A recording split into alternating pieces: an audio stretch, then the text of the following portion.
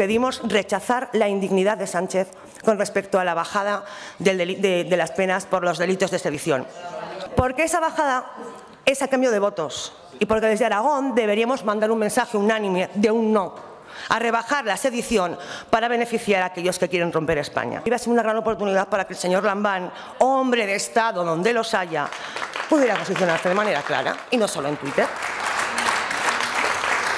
¿Estamos mejor que hace 8 años? Rotundamente estamos peor. Hable por la calle, hable con la gente, vaya a los municipios, intente llamar por teléfono. Van a dejar una comunidad en la ruina que otros, el Partido Popular de la mano de los aragoneses, tendremos que volver a recuperar. Señora Orós. Qué hipocresía, ¿no?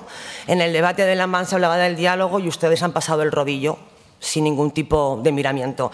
0 de 37 iniciativas que hayamos presentado. Ni el amago de negociar, ni el amago de dialogar.